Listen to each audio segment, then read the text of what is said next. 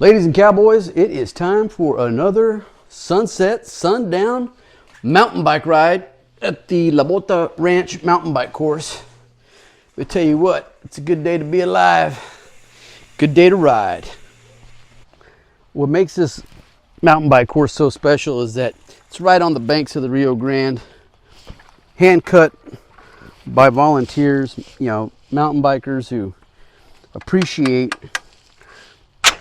good flowy single track. That's the good news. Bad news is that this course is a course in peril. There is development blowing up all in and around the Mines Road area, and unfortunately the people that have control of this property are putting profit above people and above nature.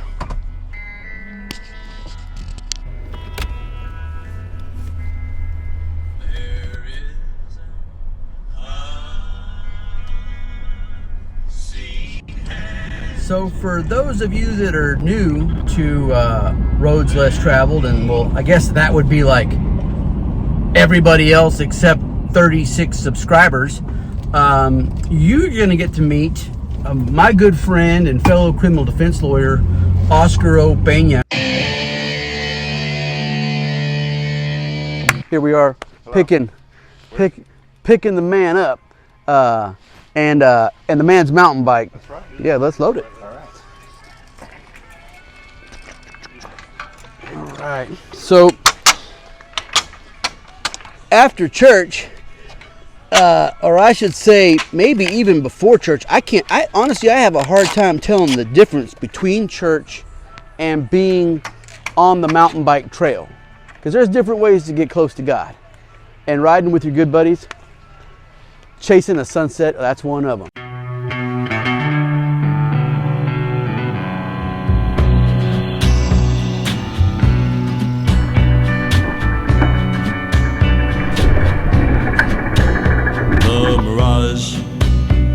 Del Rio, it was burning in his eyes, and sleep had escaped him, too consumed by his pride. Like the lonesome and high country, he was lost in a haze, and the thoughts of what he'd do he unloaded all his rage. The man from Waco, the city was almost silent as he passed the humming signs. On the corner he heard laughter, made him afraid of what he'd find. He pushed through the door, hypnotized by a sound. Just then, tears overcame him, and his heart began to drown. The man from Waco.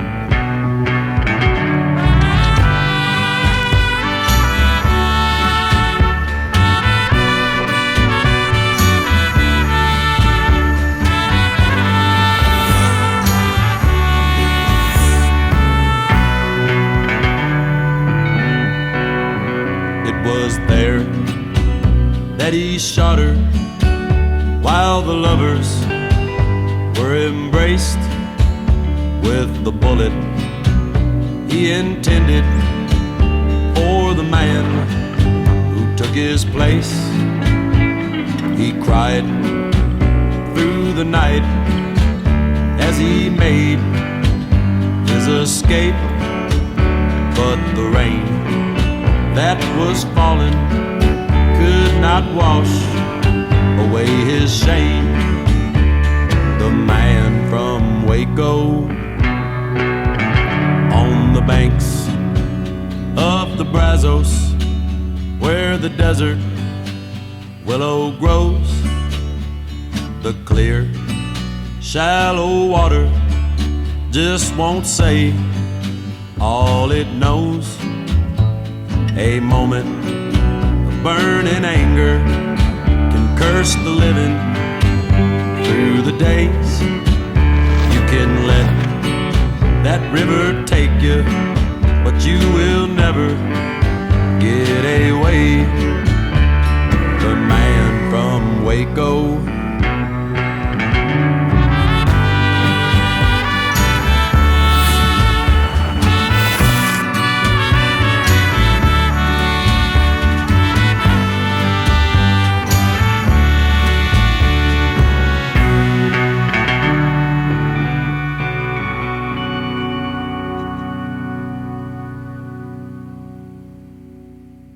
For more information about just exactly how important it is to have places like La Bota Ranch as a mountain bike course in Laredo, we're going to talk to our friend Mario Romo.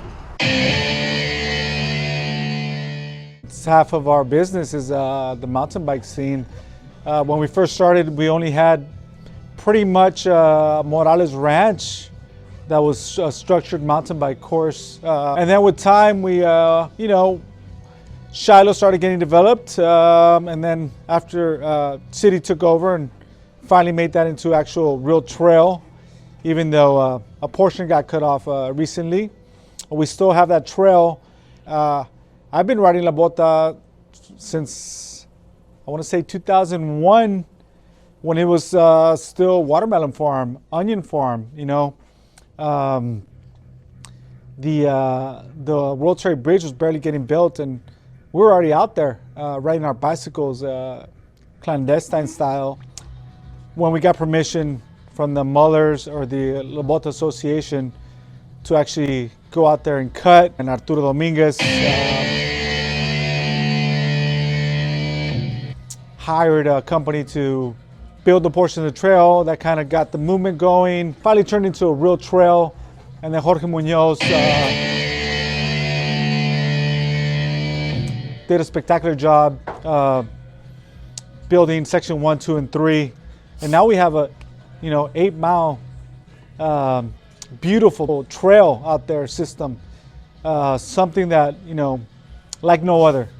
Can you correlate the miles of trail that have been added on to the increase in business with your Absolutely. The more trails we have, obviously the more people on bikes we're going to get, and that correlates to more business. For example, when we were at Shiloh, whenever it would rain and the trails weren't being used, our sales dropped, repairs dropped, sales dropped. The numbers dropped altogether. When the sun is out and the trail was dry, man, we were hustling and bustling. Same thing with Morales, same thing with La Bota. When we had all those 3 trail systems, I think we're at our peak. And right now we only have one. We only have Shiloh and La Bota for now. Morales is gone pretty much. So yeah, sales are down. Mountain bike sales are down. The more trails we have in Laredo, obviously the more business we're going to have, the more employees I can have. How many full-time employees do you have? I have, including me, we have 5. Both me and my wife can live off of our store. Our kids can go to karate. Our kids can do all these extracurricular activities. It just helps out tremendously our way of life. Before we grew into what we have now, yeah, it was tough. My wife needed to work a job as well, along with the store, so it was a lot harder. But now, thankfully, we've grown into what we are today, and yeah, we can both live off of it. My whole family can live off of the income that we're producing. And if you had a message to send to our elected officials, state, county, citywide, as it relates to trails, I would say think of the future. Think of your kids, think of your grandkids, think of where they're gonna have left. What are you gonna leave them? You're gonna leave them business parks, they're not going to have anywhere to ride. Everything we have is taken away to produce more money. I understand that we're the #2 port in the United States, but yeah, we've got to think about our future, our kids, our grandsons. What are we going to leave them behind? Are we going to leave them any green space? We don't have any more green space. We just keep building and building and building. It doesn't matter where it is, as long as they can sell that property to the forwarding agencies. We're gonna lose out on the opportunity to become, an Austin or a San Antonio, where you have all these green spaces everywhere. It's not just in a particular place. No, you have green spaces within the city, all around the city, and they're all interconnected. We just got to look at what they're doing and kind of replicate that here, because we're going to be left with nothing but pavement and cement, no green space. Being in the bicycle industry, I deal with a lot of bicycle reps that come from the north, from Austin, from the Dallas area. And when we take them out there to go ride, they're amazed of what the quality of riding we have there. It's just untapped nature. It's beautiful, naturally sculpted trails. It's like no other in South Texas. Definitely the best trails in South Texas, while we still have them. And you've ridden a lot of trails in northern Absolutely. Mexico, and you've ridden Yes. trails in South Texas. Mm-hmm. In your estimation, how does La Bota rank? Oh, right up there.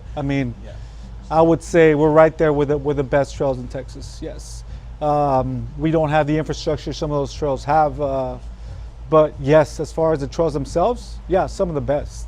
We can bring racing organizations to come in and produce races here, and that puts heads in beds, and the hotels, restaurants.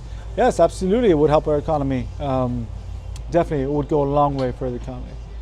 If I could say anything to our elected officials, is think about the quality of life.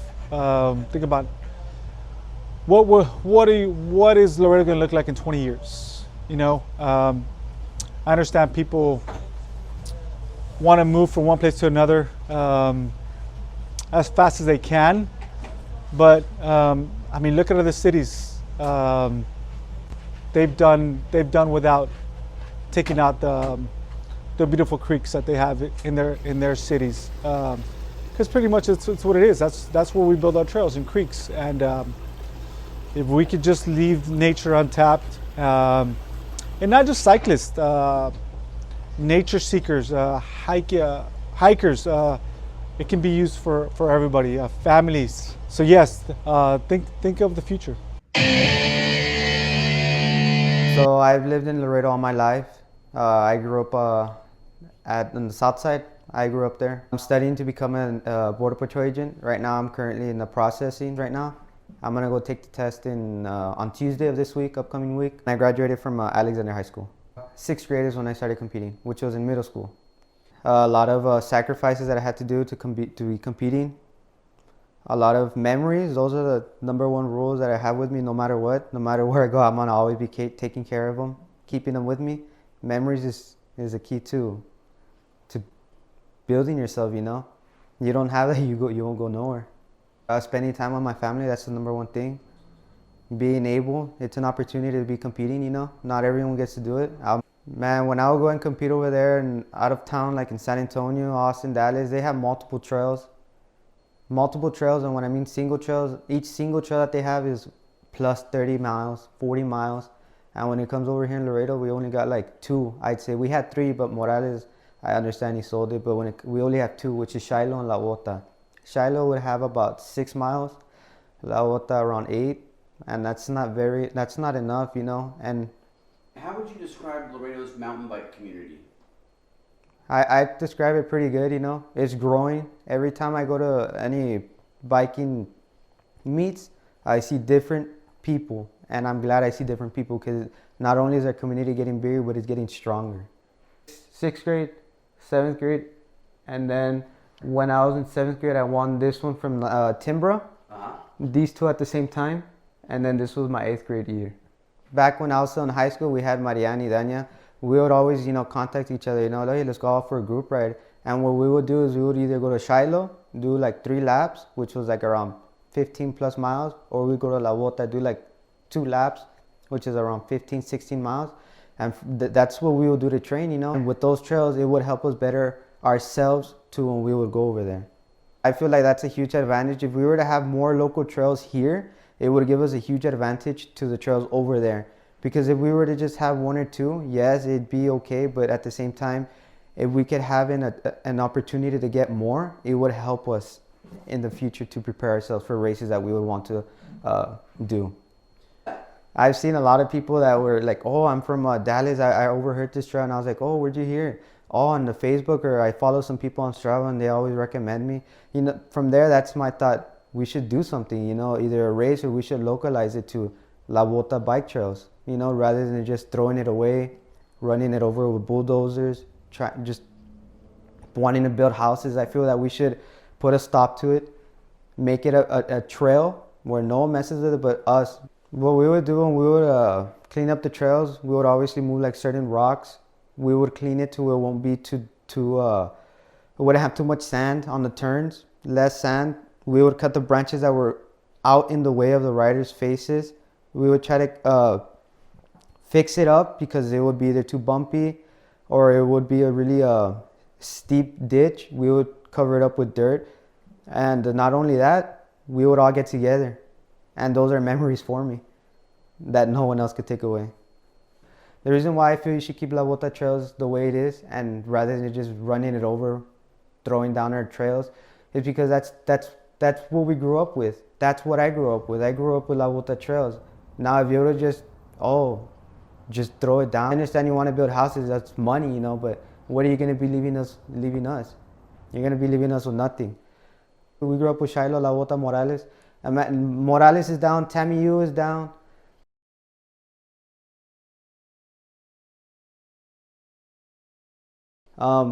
Imagine you throwing down La Bota, what are we going to be left with? Just road? We're not going to have any MTB trails. I don't understand what you guys are trying to do. My name is Jorge Munoz. I am 39. I'm originally from Nuevo Laredo, so that side. And how long have you been cycling? Since 2005. So it's been a long time. I don't think I've ever stopped since. So yeah, it's a part of it. It's a part of my life now. Yeah, I did a few national events. I had a license that said pro. Laredo started to grow in the sense of more trails. Shiloh came along. We started building some of those trails with Bernie Chapa. He's the one that started the whole thing there. And from there, I think I ran into La Bota trails thanks to Mario Romo. That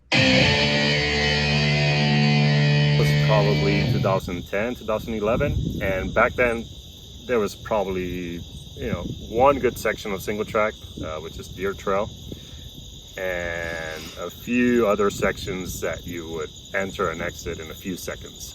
And now it's progressed to, I think, something around 8 miles on the loop, on the course.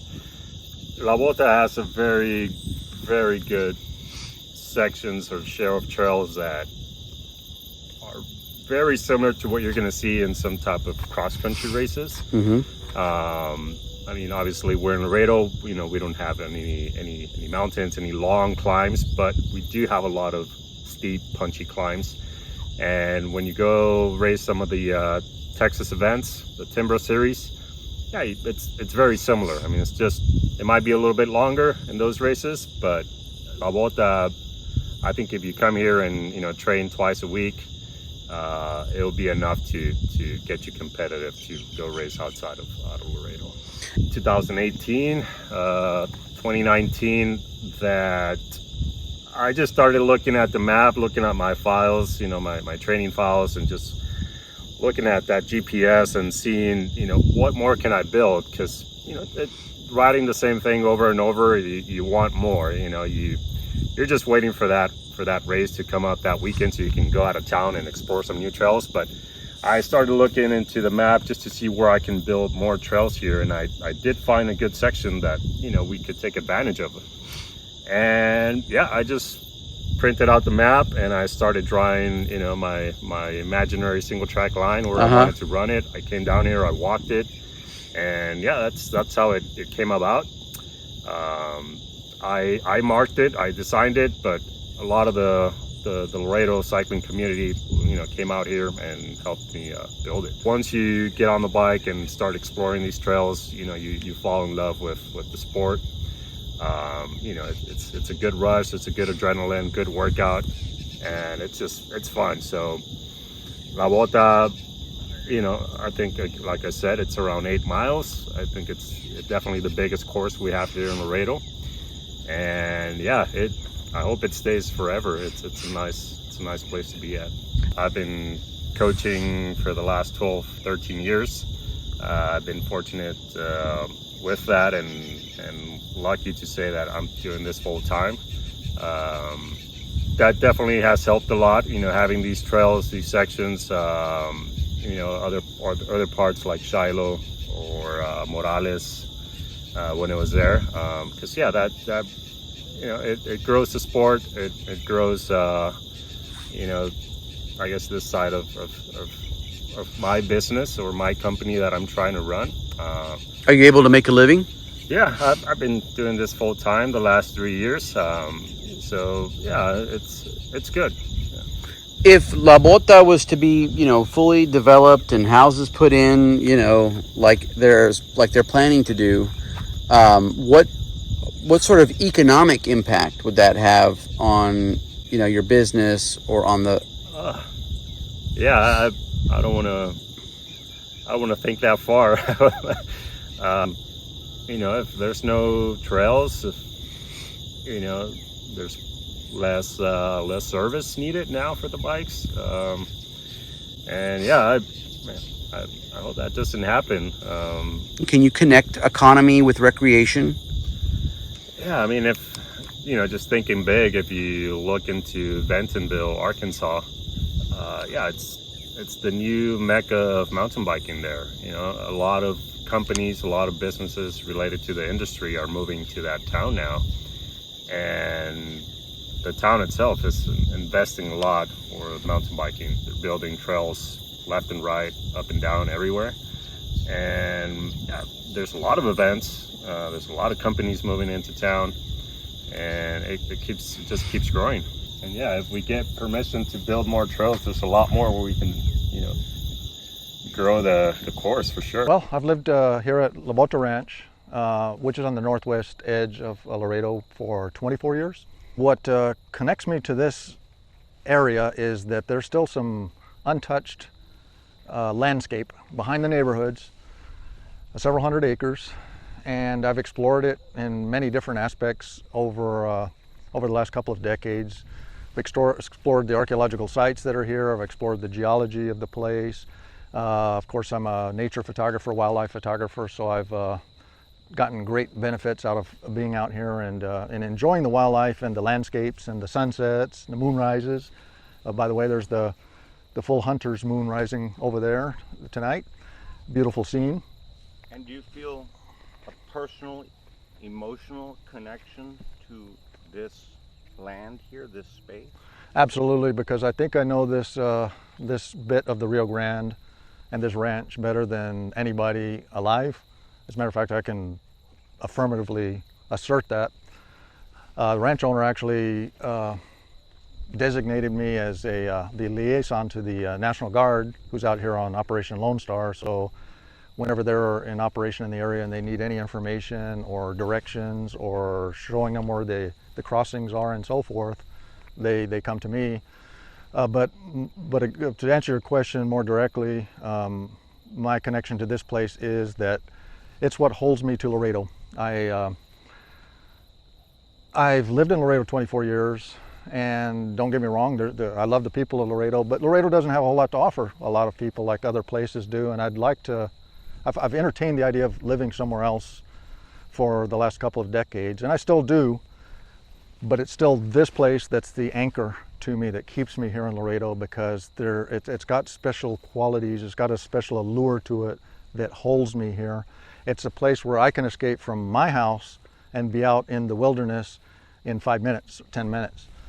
And I don't know anywhere else I can live that I'd be able to have that opportunity. And literally, I can be having a bad day at home, step out of my house, drive 10 minutes away, be standing here on the cliffs over the Rio Grande, watching the most beautiful sunset, the most beautiful moonrise, and have some white-tailed deer over my left shoulder, and have some exotic birds in a tree off to my right shoulder. I mean, it's a spectacular place. You sound like it's almost, the imagery that I'm capturing is like, you almost feel like this commercial and residential development is an encroachment on your very body. It seems like you're so connected to this place.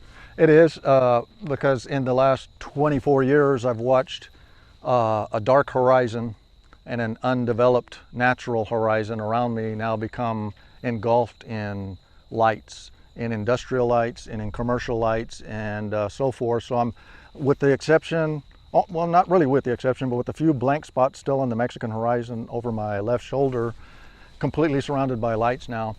And I realized that this property has become what I would equate to an island of wilderness in a sea of development. It still has beautiful animals in it, beautiful wildlife, beautiful plants, undisturbed archaeological sites. When I say undisturbed, I mean that they haven't been bulldozed and so forth. They've been looked over and so forth, but there's still a lot of pristine environment here, but it's rapidly shrinking. Do you feel physically and emotionally better when you're standing here in this space? Definitely emotionally, sometimes physically, because the emotional can override physical disabilities or concerns that you may have, because if you're happy emotionally, which I usually am when I'm out here, you forget about minor aches and pains that you may be experiencing. For example, on my neck, you might have noticed the bandage. I recently went through a major surgery, and I'm still in a lot of pain, but to diminish that somewhat, that's one of the reasons that I'm out here today. You're out here, if I understand, because it's helping you heal? In an emotional sense, that's correct. We have to face the consequences that are coming with the so-called development. I don't call it development, but that's what it is. But we have to face that. But for the time that I have left to be able to enjoy this place, I intend to make the best out of each and every minute.